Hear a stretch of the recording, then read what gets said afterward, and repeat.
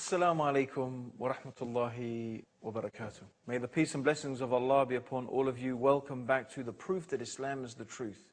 And we've been talking about some of the amazing miracles of the Quran, the scientific miracles, those facts that can be found in the Quran that leave us awestruck. How could this information be in a book 1,400 years old? And we were looking at those verses in the Quran concerning the development of the human fetus in the womb. And we also were reading a hadith of the Prophet Muhammad, may Allah's peace and blessings be upon him, when the Prophet Muhammad mentioned that when 42 nights have passed over the conceptus, Allah sends an angel to it who shapes it, makes its ears and eyes and skin and flesh and bones.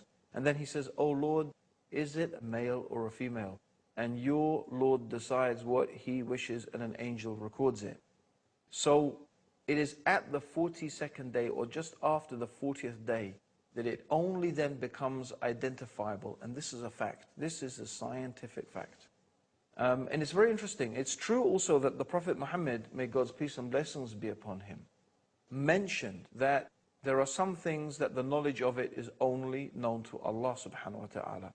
And one of the things the Prophet mentioned is what is the sex of the child in the womb. As one of the Muslim scholars pointed out, is that this is only up until the 40th day.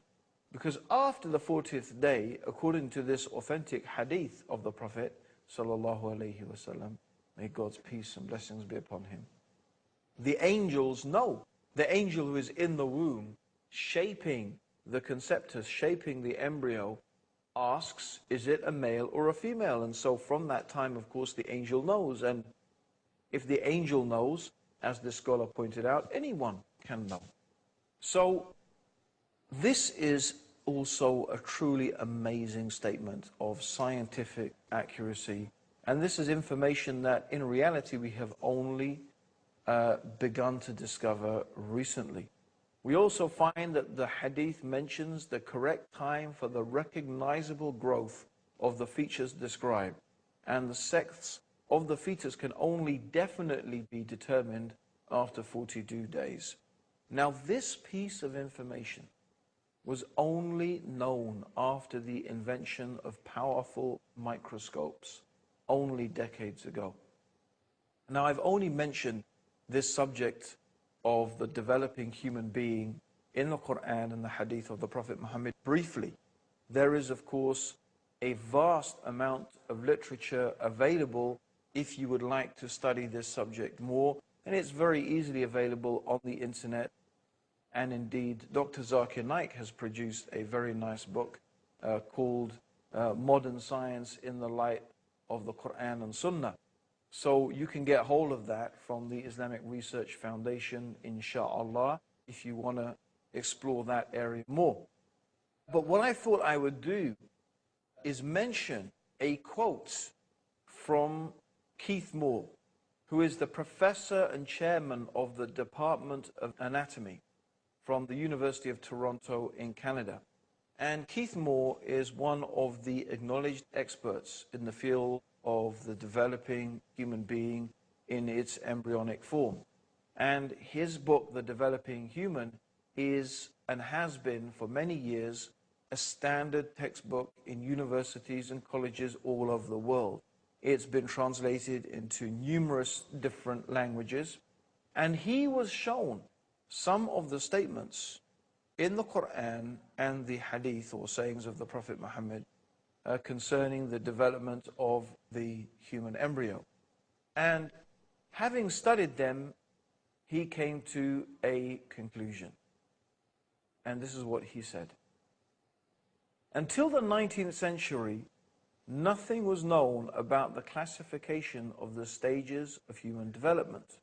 A system of staging human embryos was developed around the end of the 19th century based upon alphabetical symbols. And during the 20th century, numerals were used to describe 23 stages of embryonic development. This system of numbering the stages is not easy to follow, and a better system would be based on the morphological changes In recent years, the study of the Quran has revealed another basis for the classification of the stages of developing embryo, which is based on easily understood actions and changes in shape. It utilizes terms that were used and sent by God to Prophet Muhammad by the angel Gabriel and recorded in the Quran. And he goes on to say, it is clear to me that these statements must have come to Muhammad from God, because almost all of this knowledge was not discovered until many centuries later. This proves to me that Muhammad must have been a messenger of God or Allah. Dear viewers, you need to think about this. Here is one of the experts, perhaps the expert in the field, examining the information that is in the Quran and that has been mentioned on the tongue of the Prophet Muhammad. And he is saying that not only is it impossible for this information to have been known by anyone 1,400 years ago, he also suggests that modern embryology should follow the system of development that has been mentioned in the Quranic verses. In other words, the Quran has described the development of the human embryo so beautifully and so effectively that this should be the basis upon which scientific textbooks founded from now on. This is what Keith Moore is saying. So this is really a truly remarkable statement from a truly remarkable scientist who, by the way, has become a Muslim. How did the Prophet Muhammad develop this information? From where did a man living in the desert 1,400 years ago know? From where did he get the knowledge? This is the question that you have to ask. This is the question that you have to examine. The next thing we want to look at is the water cycle. The water cycle, that is the cycle of water where the sun heats the sea and causes evaporation, and from that evaporation we have clouds forming, and how the winds move those clouds, and from that rain falls. Now, the Quran accurately describes the water cycle and the origin of underground springs. And we're going to be talking about that after the break. So whatever you do, don't go away, because we have some more amazing facts for you in the proof that Islam is the truth.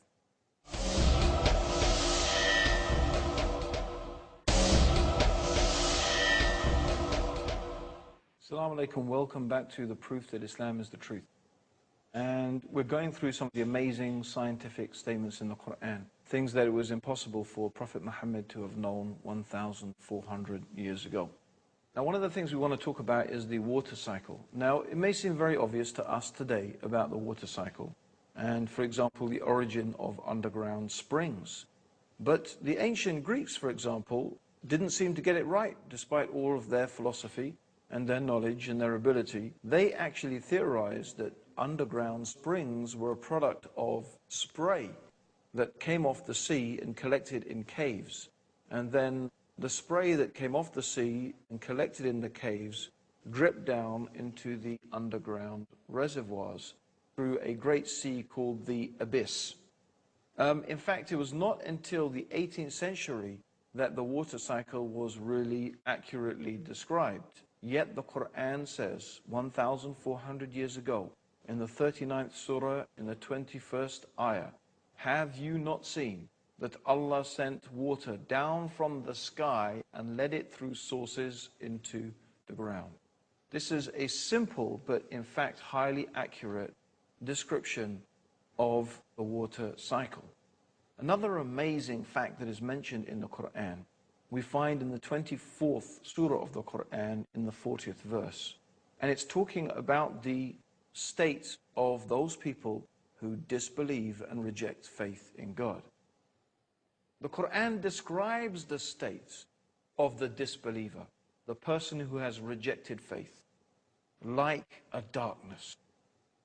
A darkness that is so dark, it is like the deep depths of darkness in a vast, deep ocean, overwhelmed with wave upon wave, topped by a cloud. If a man stretches out his hand, he can hardly see it. For any to whom Allah gives no light, there is no light. Now, on the surface, here Allah is giving a simple description. A person who does not believe in God and does not follow the guidance that Allah has sent down is a person who is in darkness. They are lost. Their life is a confusion. In fact, their life is so confusing, they can hardly see what is in front of them. This is how Allah is describing it. Darkness upon darkness, confusion upon confusion. He can hardly see or understand what is happening. If God does not give a person light, there is no light. So it is describing a type of absence of light, of being able to see or know really what is truly going on. And so this is the case that is described. So on the surface, we have a very poetic, we have a very strong and vigorous and amazing description of this darkness and this state of being lost. Yet when we examine it in more detail, there is something else going on here as well. There is a clue to some scientific truths. First of all, the Quran describes a vast, deep ocean, and it describes waves upon waves. Now, of course, most of us are familiar with the waves that are on top of the ocean. But what does it mean, waves upon waves? Are there other waves in the ocean? Well, we're going to find out. Also, the Quran talks about a person being deprived of light, that they can hardly see. Now, a ray of light is composed of 7 colors: violet, indigo, blue, green, yellow, orange, and red. And light, when it hits water, goes through what is called refraction. That means that, for example, in the upper 10 to 15 meters, the water absorbs the red color. And as you go deeper, each of the colors in the spectrum become absorbed by the water, until you get to a depth of below about 1,000 meters, there is complete darkness. Now, what is amazing is that we also find in modern scientific discoveries that internal waves cover the deep waters of the seas and oceans, because the deep waters have a higher density than the waters above them. So waves upon waves. We have the internal waves in the deep, deep ocean, and then we have the waves on top of the ocean. And then the clouds and so on and so forth, they add to the darkness and the disparity and the breaking up and the refracting of light. Now, what is interesting is the deep darkness. Remember, the Quran says they stretch out their hand, they can hardly see it. This deep darkness begins below the internal waves in the ocean. In fact, there are certain fish down at those depths which need their own lights in order to be able to see. And amazingly, Allah has created these creatures that can actually generate their own lights.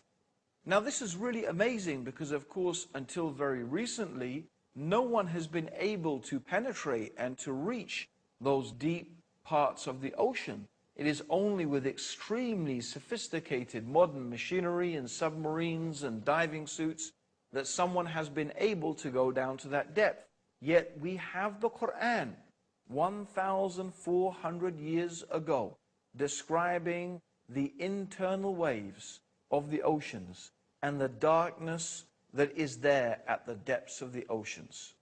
How on earth, how in the heavens could a man living in the desert 1,400 years ago have known about such detailed information about a science like oceanography?